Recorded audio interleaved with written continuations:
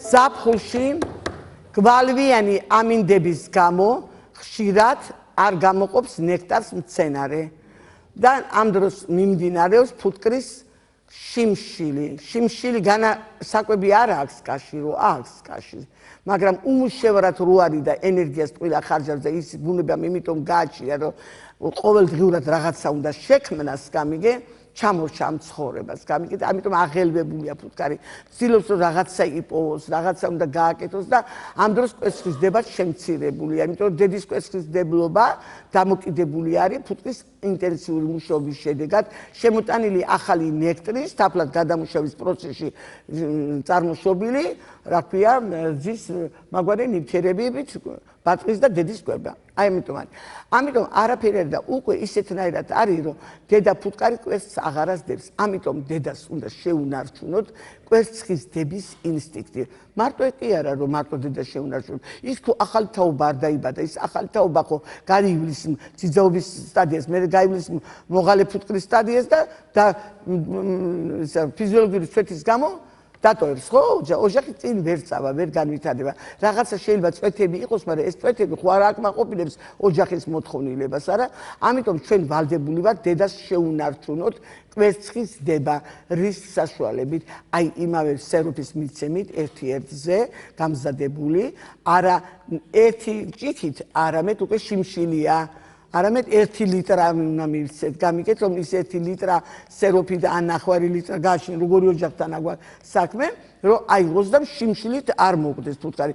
ორ საქმეს აკეთებ, შიმშილიდანაც ახსნი და სტიმულირებისათვისაც აძლევ ამას და იწყება დედაში ისე კვერცხის დების ინსტინქტის გაღვიძება, გამიგეთ, მაგრამ უცბად რაღაცა მოხდება ბუნებაში, ან მინდორი აყვავდა იქვე თვითონ ფრენის რადიუსი პროდუქტიული ფრენისა 3 კილომეტრით განისაზღვრება. ფუტკარი კი გაგვიგია, რომ 7 კილომეტრზე ფრენსო, მაგრამ 7 კილომეტრი პროდუქტიული ფრენა არ არის რა. პროდუქტიული ფრენა არის 3 კილომეტრის რადიუსით. აი ფუტკარი რო წავიყვანოთ სადმე 7 კილომეტრის მანძილზე ფუტკარი დაბრუნდება ხნიერი მოღალე ფუტკარი, რომელიც დაჩვეული იყო იმ ადგილზე. მაგრამ 3 კილომეტრით რო გადავიტანოთ ფუტკარი და ეს ფუტკარი სულ დაბრუნდება უკან თავისუფლ ადგილზე. იქიდან კიდე შეგვჩება, მაგრამ აქედან არ შეგვჩება. მაგრამ პროდუქტიული ფრენა მაინც 3 კილომეტრია. 3 კილომეტრში მეტ რეისებს არ გააკეთებს, ვიდრე 7 კილომეტრში წავიდეს და მოიტანოს. ამიტომ უნდა მიუახლოვოთ ფუტკარი საკვებ ბაზას, გამიგეთ.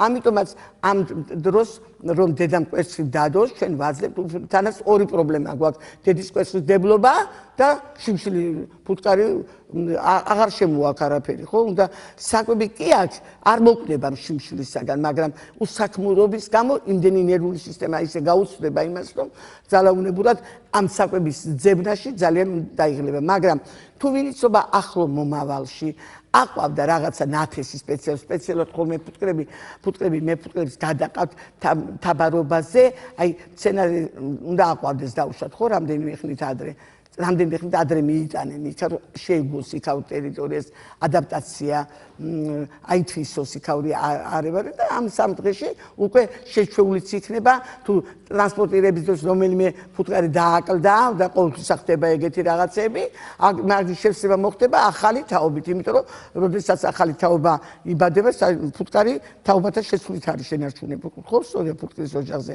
აი კითხვა რო არის დასმული, რომ რამდენი ხანი ცოცხლობს ფუტკარიო? პასუხი ერთია, ფუტკარი ცოცხლობს იმდენ ხანს, რამდენ ხანში მას ენერგია აქვს შენარჩუნებული. ამიტომ გაზაფხულის ფუტკარი თქვენ ნახევარი ცოცხლობს, რატომ თქვენ ნახევარი? იმიტომ რომ გაზაფხულზე ბევრი სამუშაო აქვს შესასრულებული, ოჯახის სანიტარულ-ჰიგიენური წესების დაცვა, ბატყვის გამოყვება, უჯრედების გასუფთავება და მრავალი სხვა რა. მაგრამ აი როდესაც უკვე ზაფხულია, უკვე ნაკლები სამუშაო აქვს შესასრულებელი ფუტკარს, იმიტომ რომ ეს ტვირთი გაზაფხულის სამუშაოებისა გადაიტანა პირველმა თაობამ, რომელიც გაჩნდა, მაგრამ ამან წესრიგში მოიყვანა ყველაფერი და გადაულოცა ზაფხულის ფუტკარს. ზაფხულის ფუტკარს უკვე ნახეთ რა აქვს, უკვე ერთი მოღალე ფუტკარი გადის ნექტრის შემოსატანად, მაგრამ ძიძა ფუტკარს შეუძლია რომ ძალიან ბევრი კვერცხის დადებას მოუაროს და კარგად ამყოფოს, ხო, ფუტკარი. აი, მაგრამ ისინი უკვე ცოცხლობენ 3 თვემდე 2 ნახევარ თვეს. შემოდგომის დაბადებულ ფუტკარს უმზადებს ყველა ეს თაობები, საკვებ მარაგს, სისუფთავეს, ყველაფერს რომ ისე მოწყობილი ფუტკრის ბიოლოგია, რომ შემოდგომის ფუტკარმა არაფერი აღარ უნდა გააკეთოს გარდა მოტანილი საკვების ჭამისა. ენერგია უნდა შეინახოს, რომ გაზაფხულამდე იცოცხლოს. გამიგეთ, აი გაზაფხულამდე ფუტკრები 6, 7, 8, 9 თვეს ცოცხლობენ. გამიგეთ და რაც უფრო ჩრდილოეთისაკენ მივდივართ, რა თქმა უნდა, უფრო ხანგრძლივი, იქ უფრო ხანმოკლეა აქტიური სეზონი. ჩვენთან აქტიური სეზონი ძალიან დიდია და აქტიური სეზონი, აი ახლა ფასანაურში მაგალითად აგვისტოში უკვე კვერცხი აღარსად არ იყო დადებული, თიანეთში აღარ იყო დადებული. აი ოქროყანა ხო ახლოს არის, თბილისთან არის, ხო? მაგრამ ბუნება ისე შეუმუშაო მექანიზმი კვერცხის დების შეწყვეტისა, რომ აგვისტოში всё, კვერცხს უკვე აღარ დადებს დედაფუტკარი. რატო ისი რომ დადოს არეგულება მცენარე და რაზე უნდა იმუშაოს. ამიტომ იმას მისცა მეტი გამძლეობის უნარი, რომ შეინარჩუნოს ის ენერგია და გაზაფხულზე გამოიყენოს. ამიტომ გაზაფხულზე დაბადებული ფუტკარი შემოდგომაზე გაზაფხულამდე ცოცხლობს. მაგრამ ოჯახის ასაკობა რამდენ ხანს ცოცხლობს ფუტკარი? იმდენ ხანს, რამდენიც ნორმალურად მიმდინარეობს თაობათა შეცვლა. განუსაზღვრელია ოჯახის ასაკი, მაგრამ თითოეული ინდივიდებისა არის ზუსტად დამოკიდებული მათი სიცოცხლის ხანგრძლივობა ენერგიის ხარჯვაზე. გავიგეთ ესა? ეხლა ზაფხულში ჩვენ როდესაც დეფიციტია გარემოში, ჩვენ ვალდებული ვართ, რომ ოჯახები გადავარჩინოთ აი ამ საკვები და თუ კი მეთქი აი ახლო აყვავდება უკვე ფუტკარი გზნობს ამას ხო, რომ უკვე უნდა აყვავდეს ესპარსეთის მასივია, ან სამყურასი, ან რომელიმე რა თქმა უნდა ფუტკარი უკვე გადაირთვება მე იმ სამუშაოზე ის დეფიციტი, რომელიც გაჩნდა, აი დაიძლება რა.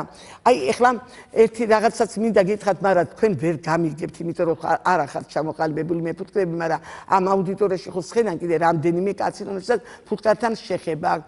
ხანდახან არის ბუნებრივი ტიხრის გაჩენა სკაში. აი ზუსტად ბუნებრივი ტიხარი, ეს იცით რა დროს არის, როცა ბუნებაში შეწყდება ღალიანობა, დედამაც ხო შეწყვეტა კვერცხის დება რა. ბოლო ჩარჩოში რაც არის დარჩენილი, რომელიც ბუდიშვაშია მოქცეული სიტყვაზე, ეს ბოლო ჩარჩო ჯერ არ არის ძალიან განვითარებული ოჯახი. აი იქ სულ თაფს ჩაასხავს, რომელიც იყო აქედან იქიდან გადმოტანილი რაღაცა და გაჩერდება. მაგრამ მე რო გითხარით რომ რაღაცა ხო აყვავდება რა, დაიწყო ფუტკრის ოჯახმა გამოცოცხლება და ამის გარეთაც იწყებს უკვე დედა უკვე გადმოძანდება კვერცხს ჩადეს, მაგრამ ის ტიხარი შუაში დარჩება. ხანდახან თითქოს ორად არის გახლეჩილი რა, იქითაც არის კვერცხები, აქეთაც არის კვერცხები, შუაში არის ტიხარი. აი ესეთი პირობებში, როდესაც მოხდებით თქვენ და ღალიანობა შეწყდება უცბად და მე ახლად იწყება ღალიანობა, აი უნდა იცოდეთ რომ იქაური ბოლო ჩარჩო გახდა ტიხარი ბუნებრივი და რომ ის ამოიღოთ და გადააგდოთ ისევ აქეთ ხარეს ბუდის საიდანაც შინჯად, იქეთ მხარეს შეერთდეს რომ დედამ კი არ იბოდიალოს, აქეთ დადოს, მე იქით გადავიდეს, მე და ოჯახი არის გაყოფილი და ხანდახან ისე არის რომ მე ფუტკრები გაკვირვებულები არიან, რატო ფუტკარი იქით უნდა ყოფილიყო და აქეთ ამნახე დედაო და იქით აღარ არის ბარტყიო. იმიტომ რომ ეს არ იცოდა მე ფუტკრემ რომ ეს ბუნებრივი ტიხარი ამოეღო და ფუტკარი სადაც დედა მოყვა, იქით კი გადმოინაცვლა, იქით ამ მხარე დარჩა უფუტკროდ.